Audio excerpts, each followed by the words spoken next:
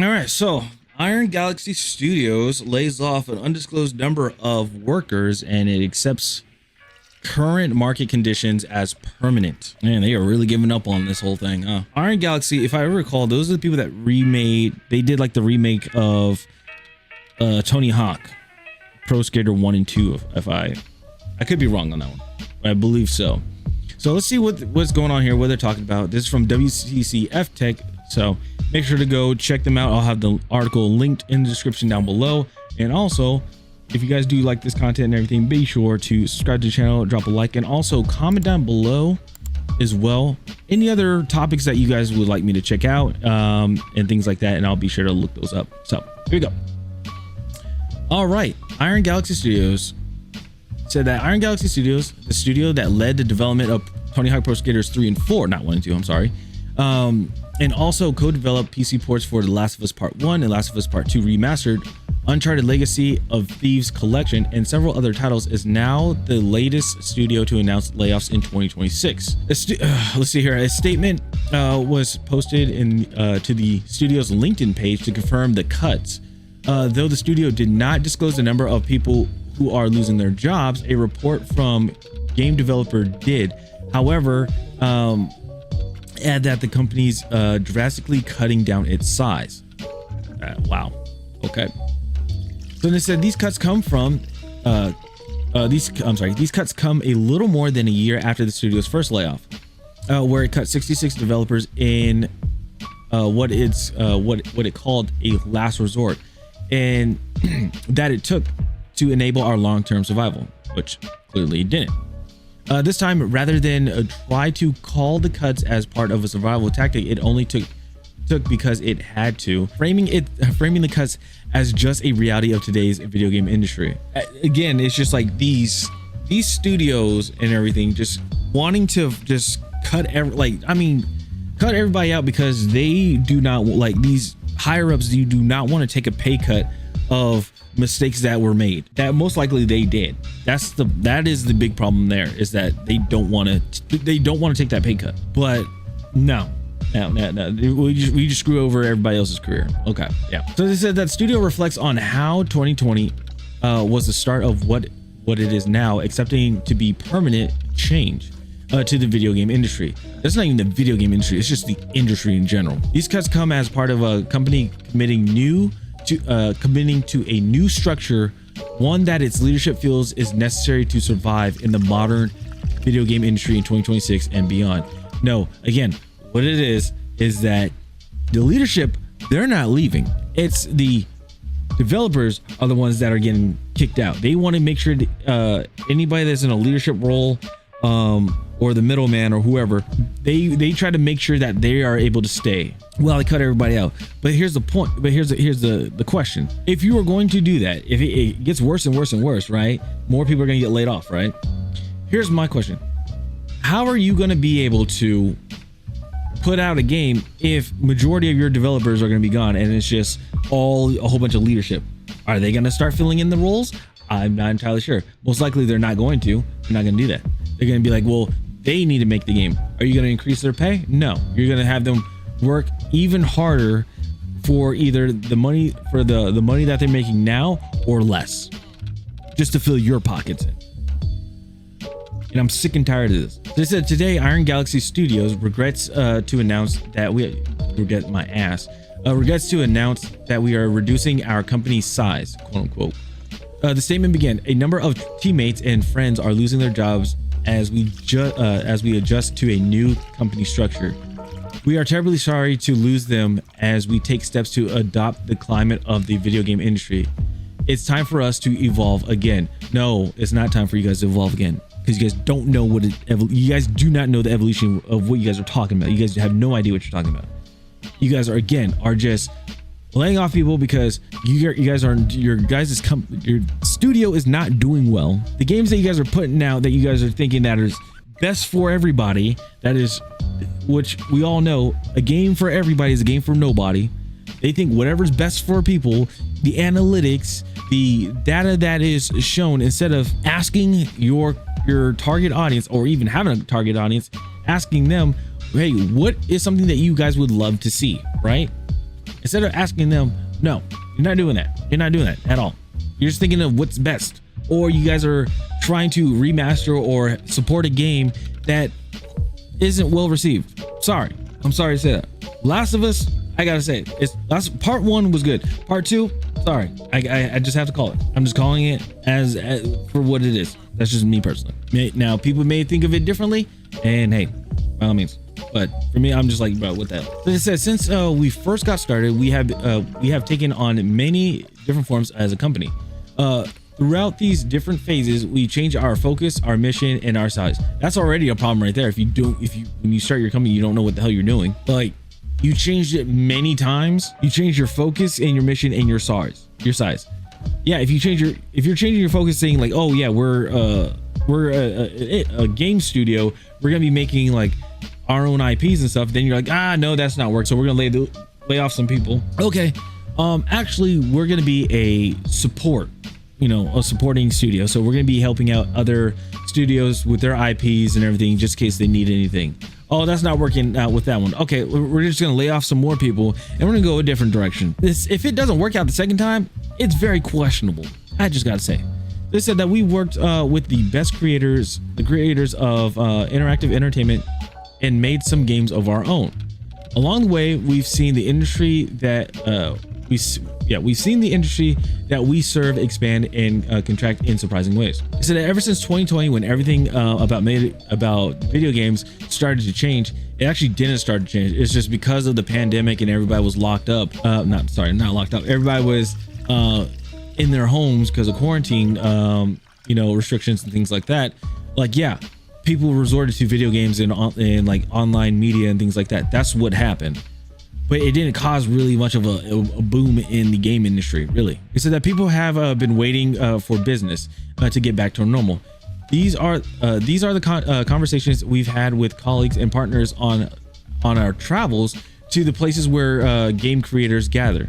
This year, we're adopting a new posture to accept the current market conditions as permanent. Well, what are the current market conditions? That everything's resorting to AI, that more jobs are going to be lost, and that activists are trying to destroy the game industry. And also on top of that, the economy is still on the rise, where jobs are either stagnant or declining. Is that what we're going with? Is that what we're accepting? Well, if that's going to be the case, well, guess what? Good luck, because now majority of your games, not majority of your games, but I would say the sales that you want for your games aren't going to be what you expect, because not many people have the money, or let alone could afford a video game. Like, we already have seen that video games, there's a percentage of people not purchasing video games anymore. Let's see. Let's look this up. Percentage of video games sold in 2020. We'll say 2026. All right, this is from Media Research. We'll check them out. That's what Media Research says. So the new gaming economy, why gamers are buying less but playing more. Let's see here. Oh, this okay, kind of a long one, but we'll see here. So new reality emerging in the gaming economy that is being obscured by projections of growth along and its long-term effects are only beginning to be felt. Despite more money being spent on games than ever before, most consumers are spending less on a smaller number of games. Sorry, there you go. So you guys aren't getting freaking flashbang. According to the recent Circana consumer survey, 63% of US video game players purchase 2 or fewer games per year. Additional research also shows that spending on video games has declined since 2024. This decline is especially sharp among consumers aged 18 to 24. Yeah, because it's hard for people to afford things now, who have been reduced to spending on video games more dramatically than in most other categories. Currently, the AAA game industry model is geared towards whales and other price incentive consumers who comprise a substantial portion of many games economies and new game sales. However, video game consumer behavior is shifting in reaction to the market realities and the changing sociocultural, meaning of video games for younger generations. This week's blog explores how new cultural and economic forces are reshaping the business of play.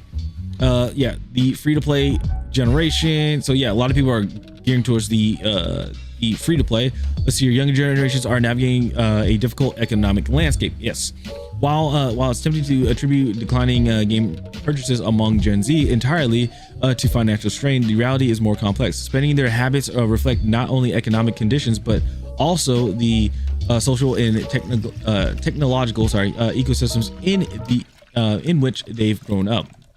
For Gen Z and Gen Alpha, gaming has primarily been a permanently accessible 3D social space, as opposed to a product to buy or story-driven narrative to play through.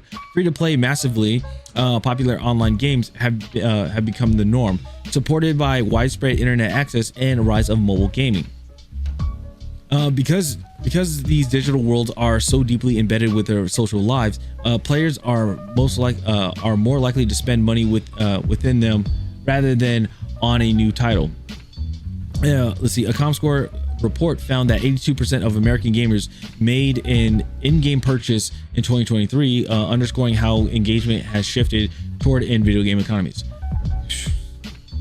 So yeah, it's pretty bad. It is pretty bad. Then you got the backlog apocalypse. So let's see here. Let's see, the prevalence of high quality popular free-to-play games are not the only thing hampering the success of new titles. Many game developers are competing against a past that they helped create and maintain consumer interest in. The shelf life of video games has become longer with various technological developments and platforms making them more accessible. Nostalgia, often cultivated by the industry, coupled with time constraints, often drives players back to familiar titles rather than into new ones. So they said that the result is new games constantly competing with a growing backlog of unplayed and already played games for a dwindling amount of consumer time and money. They additionally lack the same level of meaning that has already conferred onto previously played games.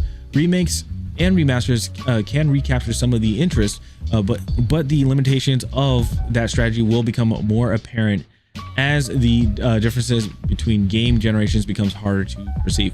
So yeah, it is insane, and I'll make sure I have the link down below too. So but yeah, this is also very interesting that there's a decline in purchasing video games, because again, people are going to free to play, like that's what they're going with, and also it's difficult to afford video games. I know people are like, oh, you can't afford $60, you can't afford $70, you can't afford $80. No, there are people that are even struggling with $20. Like there's a lot of people that are struggling, like even $20 is expensive. I honestly, personally, I think $20 is expensive. There are people that you have GPUs that cost more than people's rent, or it costs double their rent, possibly triple, depending where you live. Like it is insane, and people cannot afford these things, and they think like, oh, it's that's their own personal problem or anything like that. No, there's people that are literally working 2 jobs, possibly 3, maybe 4 jobs, just to make ends meet, just to stay in their homes, to have roof over their head, to have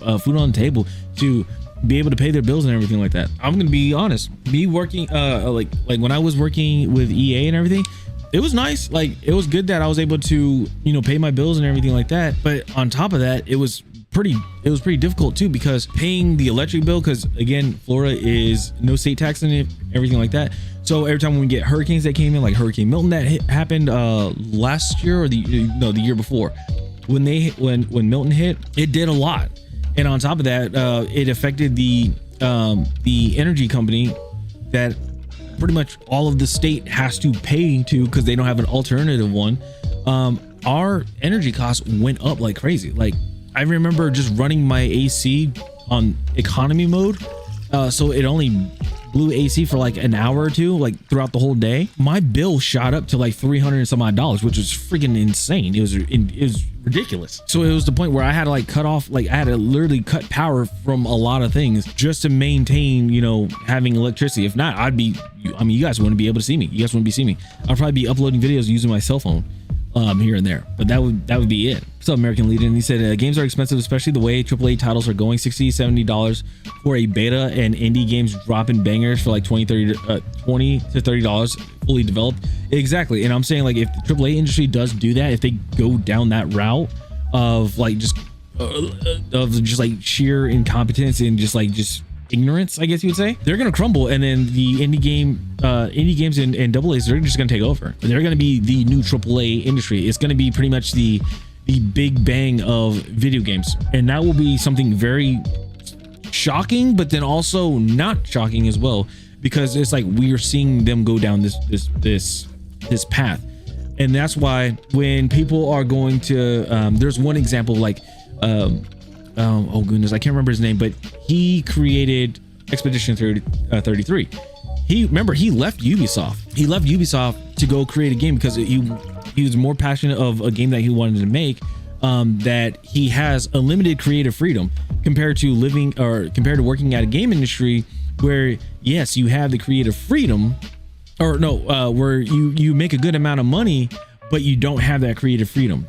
And a perfect example of what, sorry, I'm going on a tangent here, but like a perfect example of what one of my instructors in college used to tell me was, like, it's a double-edged sword. It's good to work at indie studios as a game artist because you get to do level design.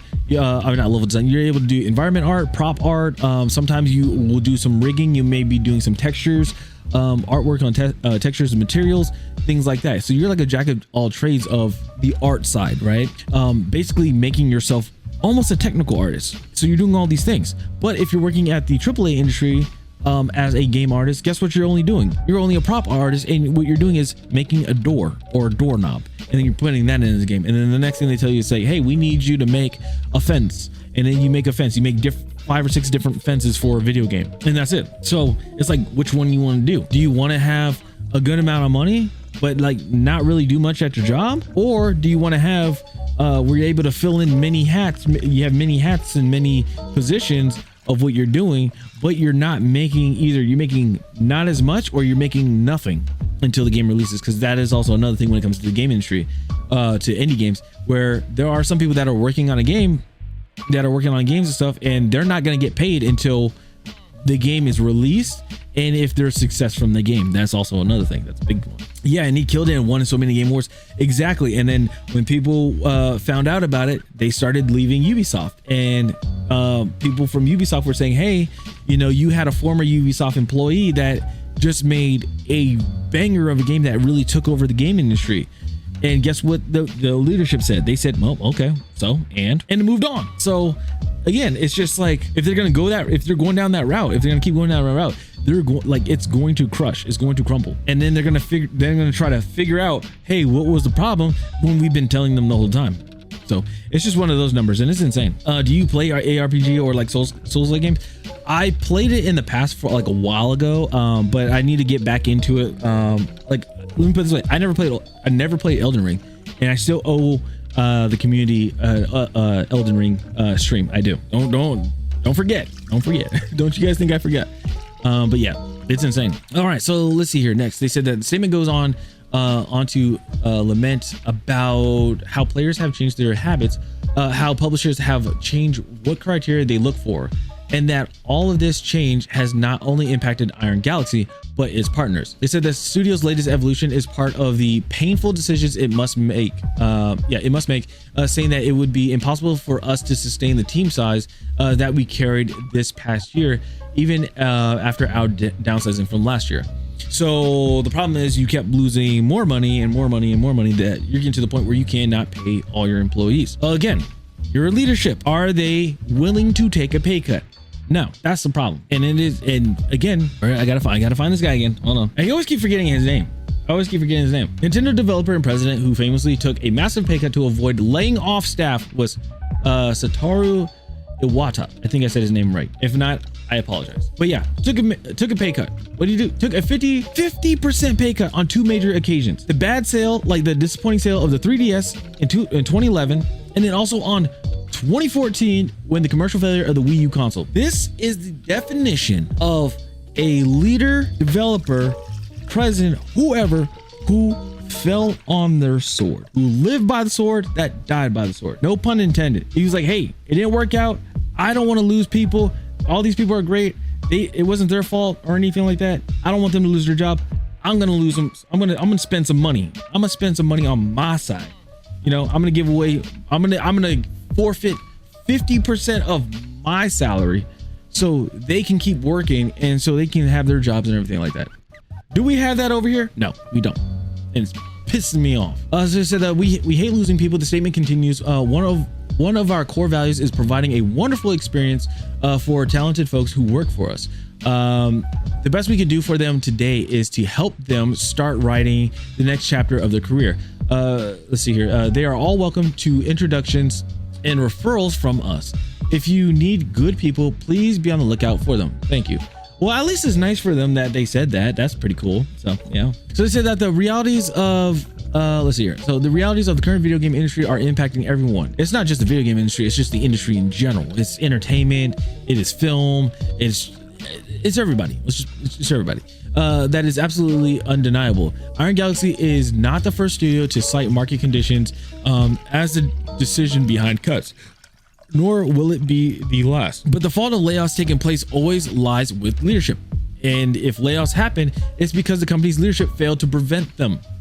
Yes, that's the real unfortunate truth of every round of cuts, and it serves no one to wax poetical on the to wax poetical on the other factors of what must be done. Earlier this week, a survey from Skill Search showed that 44% of game developers who responded to a survey, which there were over 1,000, are considering leaving video game industries due to a number of layoffs earlier this year. The GDC State of Game Industry 2026 annual report said 1 in 4 of its respondents had laid off in the last 2 years. Nearly half of its respondents were still struggling to find a new role at the time of the report's publishing. I read an article on this before, and it is insane. Actually, it wasn't an article, it was a tweet. And I also saw it on LinkedIn. It is insane. It is crazy that people are actually starting to think about this. 50% of the layoffs in the United States alone is from California. Why? Because majority of the game studios are in California. That is something I will give them. But it is insane that 50% is from California. It's from one state alone. And leadership, what are they doing? Hey, do I still get to keep my position in my job, right? Yeah. Okay, cool. We're good. Okay. Everybody else, whatever. Anybody in leadership thinks differently, if they disagree with me on that one, what have you done? Here's my question. What have you done for the people that are being laid off? Are you giving some of your salary to either help them stay employed? Are you giving some of your salary to them so they have like a severance package? What's going on? Because that is a big one. So they said that I can't fully trust anywhere now, said one of the respondents who had been laid off several times within the last 6 years. The more the developers are laid off, the more volatile the industry will be, and those looking to get into it, along those who have been part of it for years, will leave. When the game industry can't rely on a new graduating class of bright and youthful energy coming in, and when those who do still choose to join it despite the bad odds can't rely on a class of mentors to help them on their path, the result is a worse industry and produces worse games. That is very true. If you look at the game industry now, if you look at hiring right now for the game industry, only people that have 3 to 5 years of experience are going to get a job, or if you are if you are currently in school and are able to land an internship, then you'll have a job working in a game industry. And the thing is, the reason why they're probably doing the interns is because they can pay you less or not pay you at all, which will be good for them because they're saving money. Anybody that's in an entry position, which is that's in an entry position that has zero years of experience, or to a intermediate, which is probably 2 years or not intermediate, but like a junior level, so it's like 0 to 2 years of experience, you're pretty much SOL. You're not going to be able to find a job in the game industry. I'm sorry, you're not going to. There may be some it's like a diamond in the rough. Like it's very, very, very, very, very, very slim to find a job in the game industry, especially if it's something around your realm of what your expertise is. Because the first thing they're gonna ask is, oh, okay, you don't have any experience in the game industry. Oh, dang. Oh, did you ship a game? Oh no, you didn't even ship a game either. Like, even for me, like doing QA testing, like I shipped 2 games. I shipped Apex with their seasons, and then also I shipped Battlefield 6. But the thing is, even when I try to go put in for you know, and having those on my resume and everything, and try putting in for a QA position, guess what happened? I got denied because it's like, oh, you don't have that many years of experience. I only have a year. I only have like a year and a month of experience of QA. So they're like, oh, well, sorry, you don't have enough. Maybe if you get more experience of doing that in the AAA industry, then we'll consider hiring you. But here's the problem. How are you able to do that if nobody will hire you? You see, it doesn't make sense. It's like, oh, hey, we can't allow you to drive, you know, and get your license. You know, you're not qualified for it. But hey, if you drive more, then you know, then you will be able to drive. Who knows, type of thing. It just sounds so dumb. Like when in the hiring process, when they really say that to people, like I wonder, like, do they really think about what they are saying? Like, do they hear what they are saying? That is my big old thing. It's insane. So then lastly, they said every layoff is always unfortunate. It's awful to see even more developers forced to endure the trauma that comes along with it, because it's beyond time the studio leadership across teams of all scales to find different solutions as they try to adapt to the current market. And again, what they want to do is they always want to take away, like they always want to cut corners, cut costs on everything. It sucks and it's terrible. QA testers, guess what? You will not find a QA tester. You'll find a QA lead or an analyst or a QA engineer. You'll find them in North America, but QA testers you will not find. Why? Because apparently we're too expensive. When I worked at EA, we had a flat fee, and this is from people from Colombia, people from the United States. All right, so yeah, the United States, Colombia. You had people from Barbados, people from around the world too. I forgot exactly like where exactly, but everybody's getting paid flat out $15 an hour. For some countries, that is amazing. That is amazing. For us, it's pretty tough. Yeah, we got cut out of it. So now they're paying them because it's like, oh, $15, all right, it's nothing. You know, they're able to manage that, you know, and live on and you know, and be fine. But for us, no. So we got cut. Oh, but yeah, that's all I have for this video. It is insane. Again, with the game industry and how they're just trying to adapt to this whole way of how everything is. Again, look at leadership. If you really wanted to save a studio, and you really care about your people, like honestly, look at the top, take some wages away from them, like cut it down, because there's no way that there's no way that employees are gonna work for less, like work the same hours for less pay. They're not gonna do that. So your best bet is people that are getting paid, that have a salary of like $1 million and stuff like that, or not even hundreds of thousands. Hundreds of $1,000s, closely to $1 million or over. Like they need to take a pay cut. They need to, until they can get back on their feet with games and stuff. It just needs to do that. And then those bonuses, stop with the bonuses for the leadership because they didn't do anything. Give it to the developers. They're the ones that made your product to put it out there so that you can make your millions of dollars. All right, but that's all I got for this video. I'm sorry. It gets my blood boiling every time, because again, I went to school for video games and stuff. Like I'd spent 4 years doing it. I got 2 degrees and stuff like that. And it's like, it's so sad to see that, even with myself, like it's so sad to see that people who really want to get into the game industry cannot get in the game industry because they just don't have something that, you know, the game industry will not let them have at all, if that makes sense. So it's crazy. Anyway, that's all I got for this video. I appreciate you guys. Thank you guys so much for hanging out. And yeah, this is Alpha Channel. See you in the next one. All right, have a good one. Later.